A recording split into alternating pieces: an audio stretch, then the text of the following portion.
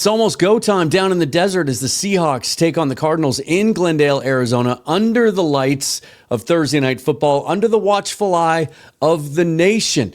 And we have some news today. As I record this, the Seahawks just came out with their injury designations for tomorrow. Some reinforcements back on the field, but also some unexpected omissions. Some guys we're going to have to do without that we weren't quite expecting. I'll tell you what I think that means. But for the most part, we're going to talk about this guy over here, number 14, and the outstanding start he is off to, gaining the attention and the admiration of his head coach, and also some of those around the nation that cover the league. Let's talk about it next on Seahawks Forever. Welcome to the Seahawks Forever podcast. In-depth analysis on everything Seahawks. And now, here's your host, Dan Viens.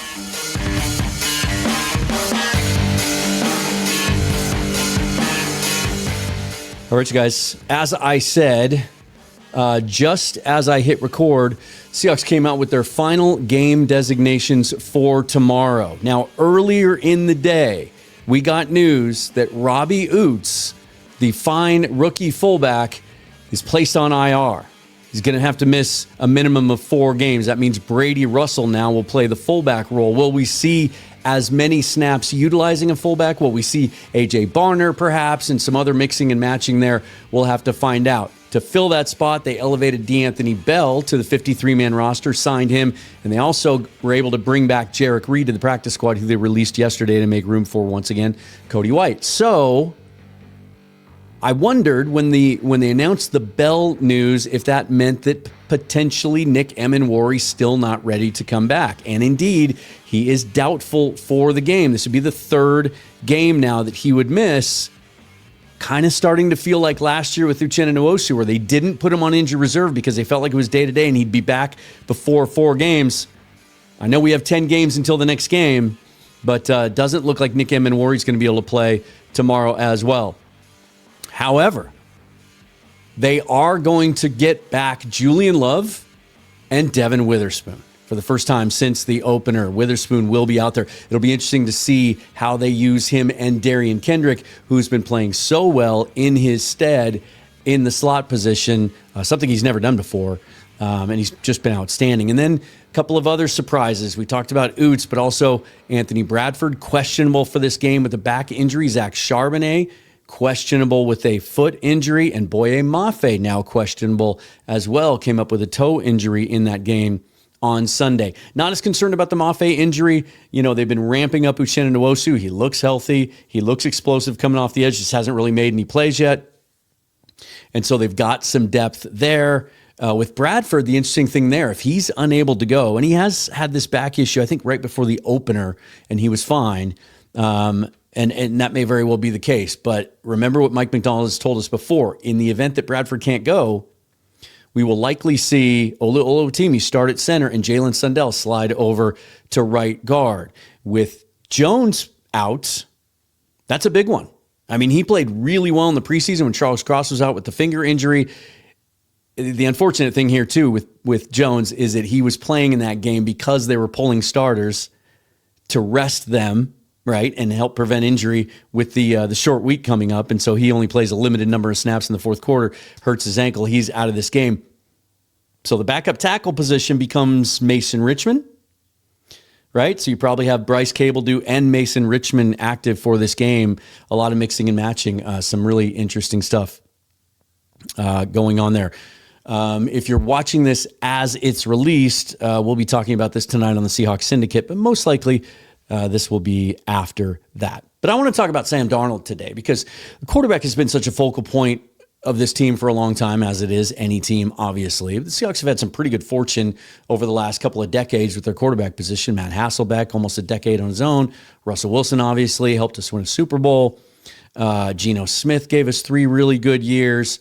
And then the whole drama in the offseason, Smith wanting out, the Seahawks having to pivot to Sam Darnold. And in the background of all of that has been them looking hard at these quarterback classes the last 4 or 5 years. You heard Rob Staten say it on the show just a couple of weeks ago that, you know, still as encouraged as he was by Darnold's opening day performance, we talked right before the Steeler game, that I thought he had a great quote. He essentially said, until you know you have a guy, you're always looking for a guy, or that's always a need. I was asking him about the draft needs for next year. It's a great point. But what we're seeing from Sam Darnold as he continues to get better and better each and every week is, I know it's only 3 games, but also it's not just 3 games because we have the sample size of what we saw from him last year in Minnesota, right? 17 outstanding games, or 16 outstanding games, and 2 games that everybody kind of knocked him hard for. I felt like people were a little bit unfairly criticizing him for the playoff performance. That was a complete dysfunctional operational issue on offense for that team. They had issues on the offensive line and everything else. To put it all on Sam was unfair. But also, sometimes quarterbacks are just going to have bad games. Even really good quarterbacks are going to have bad games. Last year, Jared Goff had that 5 interception game, and then afterwards he reeled off 6 or 7 in a row. It happens. But I think the things that we're seeing on the field these first 3 weeks match exactly what I got to see in training camp this year, going every day and watching him get better and better every day, more decisive every day, dialing in this offense every day, getting quicker with his decisions, and that's translating to the field. So I just want to kind of go over some things because people are starting to take notice. First of all, his head coach really likes what he's saying and summed it up as Mike Macdonald likes to be. Being efficient, decisive, accurate, tough, extending plays when he needs to, being aggressive when he needs to, taking care of the ball when he needs to. So let's keep it rolling. Let's keep it rolling indeed. But he's not the only one. Obviously, he's going to support his guy, and he's in the building every day, and he sees everything that he does behind the scenes too. But we're starting to see ears perk up around the nation. And, it wasn't that long ago that we were talking about why is nobody taking this team seriously heading into the season. Being picked 3rd in the division, sometimes 4th behind the Cardinals. And usually the things that were cited by these analysts who doubted this team were not sure about the Cooper Kupp addition, not sure about DeMarcus Lawrence, maybe he's over the hill, not sure about Sam Darnold as a quarterback. Who are we going to get? What version of him are we going to get? Is that an upgrade? Is that a downgrade from Geno? Are they going to be in the quarterback market a year from now? Is Jalen Milroe waiting in the wings to eventually be the franchise quarterback? And I always said from the moment he was signed that plan A is for Sam Darnold to be the guy. That would be the best case scenario for everybody because it gives you stability and performance at the quarterback position now. We're not waiting to see if Jalen Milroe can be the guy. We're not talking about whether or not Drew Lock maybe should be getting some time. And so getting off to this good early start is best case scenario. And people are starting to take notice. Saints at Seahawks. Sam Darnold, 92.7. Anytime your PFF passing grade sounds like a local radio station, you know you're doing something right. Even though Sam Darnold only had to go 14 of 18 for 218 and 2 touchdowns, playing some good football, man. Didn't need to do a ton in this game. That was a dime to Horton for his touchdown. It was a dime to Horton. Another one to JSN. They had a scramble drill for 29, another touchdown, had a 45-yarder to JSN, second straight week. He hit the deep post to Smith-Njigba. Darnold's playing really good football. Mm-hmm. And even people and entities that haven't always been kind to the Seahawks, and especially their offensive players, are being kind now. These are PFF's current passing grades in the NFL, filtered for minimum 50 dropbacks.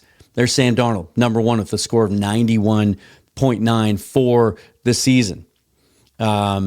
Here's his entire stat line. I know that's kind of small, but a couple of things I really want to point out here that really encourage me are when you look all the way to the right, you see the TTT, that's time to throw.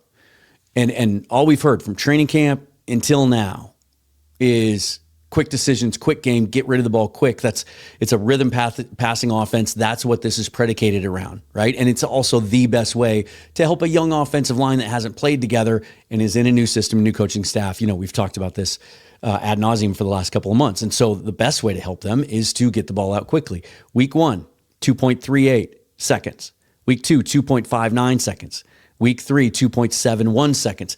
Those seem like very, very subtle differences, but oftentimes the difference between the best quarterback in the league and the worst in the league at holding onto the ball is like 1 full second. It's about 2 to 3. But look at what that allows you to do as well. When you look in the middle there, ADOT, average depth of target, he's able to get still, even though he's being quick, he's getting the ball downfield, 11.6 yards last week on just 14 completions. That's outstanding. And then you see the other one I wanted to point your attention to right there in the middle, TWP, turnover-worthy plays. These are throws that are thrown into very tight windows that have a high probability of being defended. Not necessarily intercepted, but defended. 1. He's had 1 turnover-worthy play according to PFF. Here's kind of a table that shows all these different metrics from different analytical sites. So you go PFF grade on the left, and EPA, success rate, OPE, or CPOE. These are all, everybody kind of has their favorite metrics that they like. There's your turnover-worthy plays, clean pocket EPA, clean pocket success rate, non-play action EPA per play, non-play action success rate, pressure to sack rate, average depth of target. Here are his ranking as you go across. You can see him there. He's 8th. They sort this one by EPA per play, and he's 8th in that metric. What I wish they would do with this is extrapolate it all out, right? Give us a ranking, take all these metrics, and then average it out. You know what I'm saying? But look at him. These are just the rankings I've already named off the column. 1st, 8th, 3rd, 2nd, 4th, 19th in clean pocket EPA per play, and then 8th, 6th, 5th, 6th, and then 10th for average depth of target. He's top 10 in everything except that one ranking. It's pretty remarkable, really. And it's pretty exciting. The other thing is there's a vibe with Sam Darnold that I think can't be dismissed. It's a very positive vibe. He's a very positive person, almost Russell Wilson-like in his demeanor and the way he comes to work every day.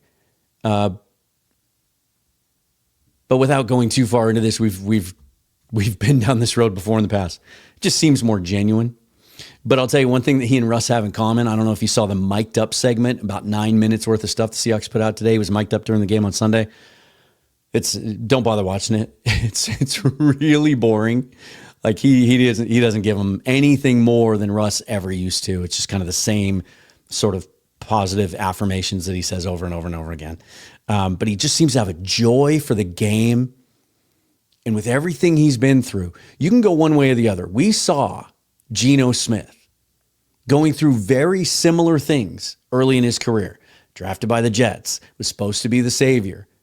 Thrown in before he was ready in a bad situation, didn't play well, gets run out of town. Has to sit for a while, bounce around the league before he finally gets another opportunity. Took Geno longer than Sam, but very, very similar journey. But the result in the player and the person that it created through that experience is Geno was wound very tightly, had a huge chip on his shoulder, played every game as if he was trying to get revenge on those who doubted him. And sometimes that impacted his play, where he would force things and try too hard. Sam doesn't seem to have let it affect him in that way. He seems to go out what did Pete Carroll used to say? Like the quietness of thought, something like that, where you just don't let the moment crush you and you just relax and let all the things that you learned just come to the forefront so that you're reacting instead of thinking. That's the way he's playing football. He's accurate. He's decisive. He's quick.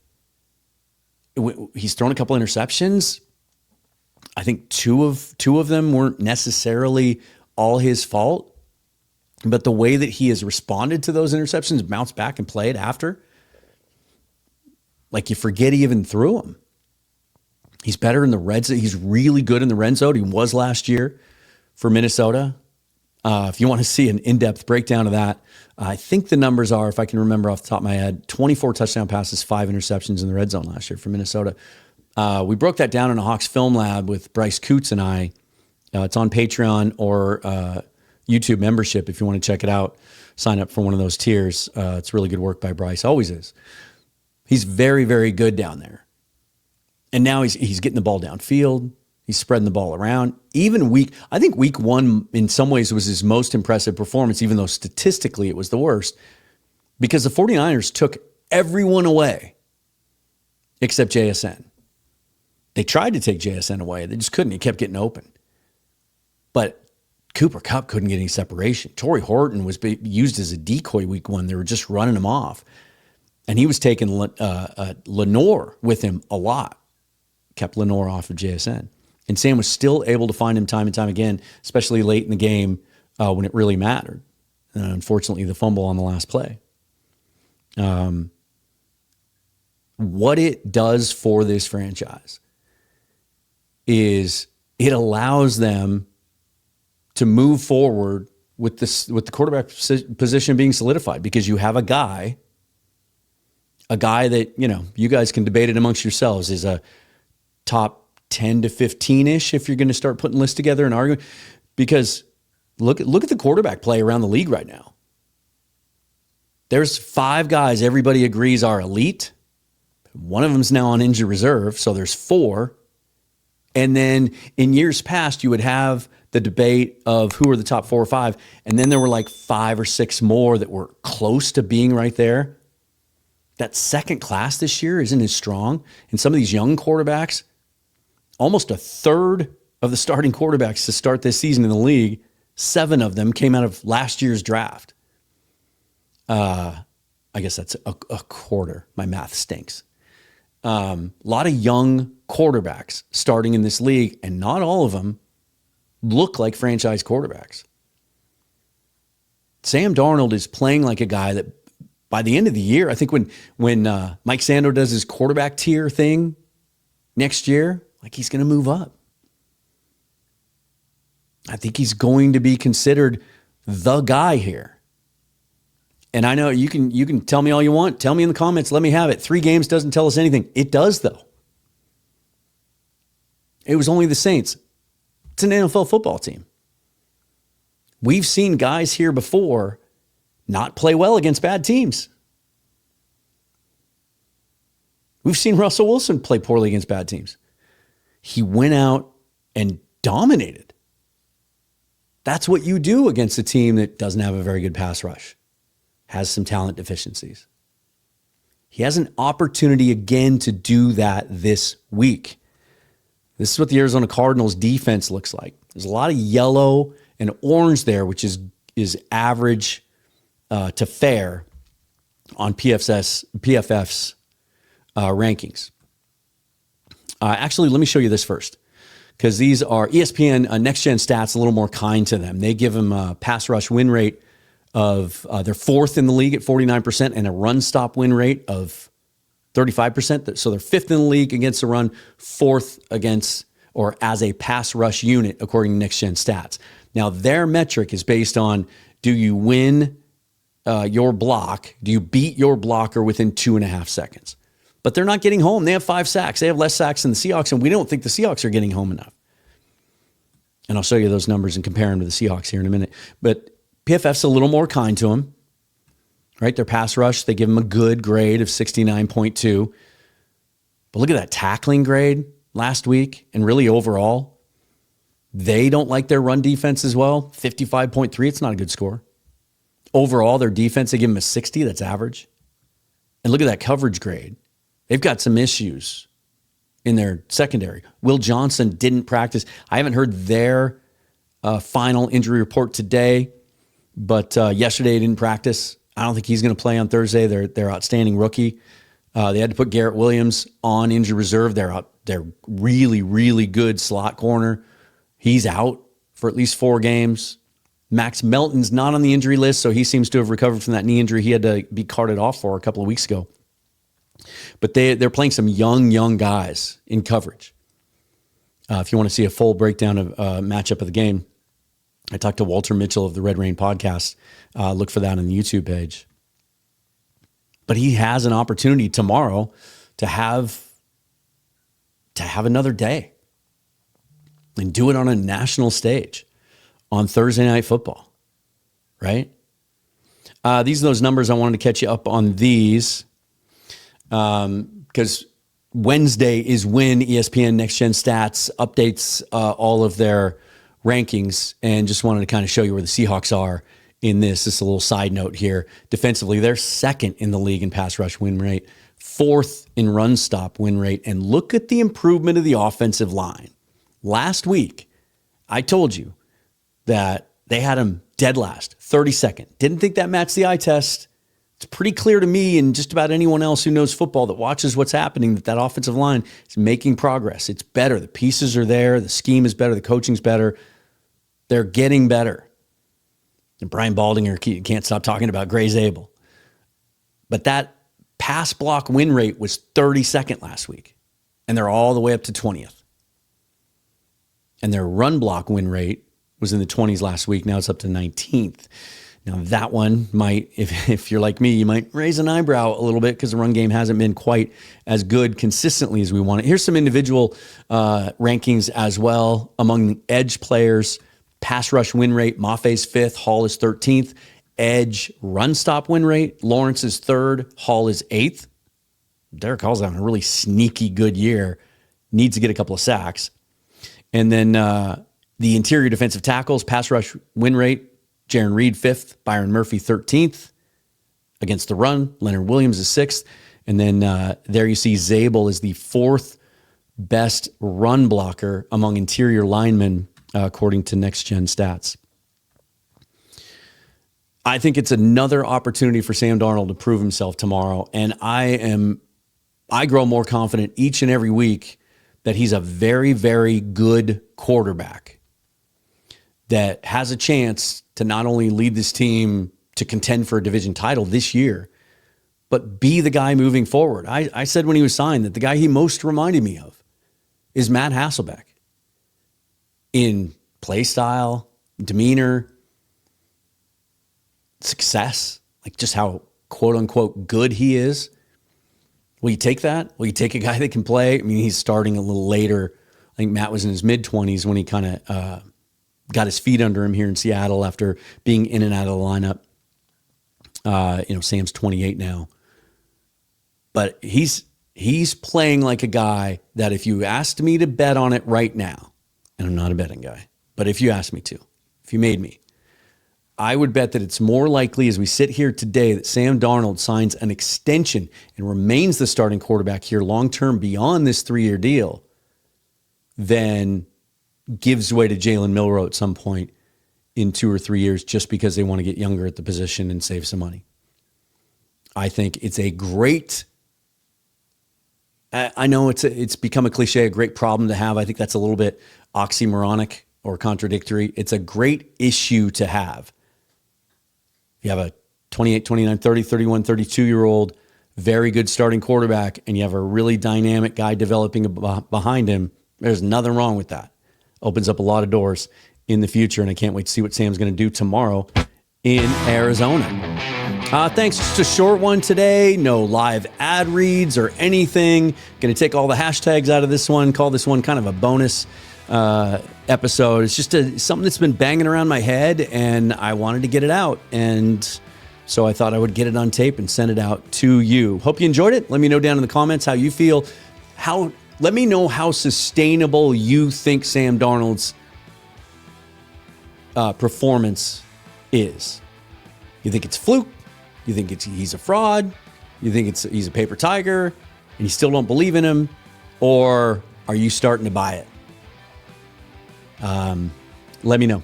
In the meantime, subscribe to the channel. All the ways you can support me are down below, listed and linked in the description. And I'll be going live after the game tomorrow, reacting immediately as soon as the game ends. I might even do a little live tailgate before the game too. Don't hold me to that, but keep an eye on the channel. Best way to do that, subscribe. Then you don't miss anything. Follow me on Twitter at Seahawks Forever. Also, I post everything that I do there. Thanks for watching. Enjoy the game, and we'll see you at the latest right after. Forever and always, go Hawks.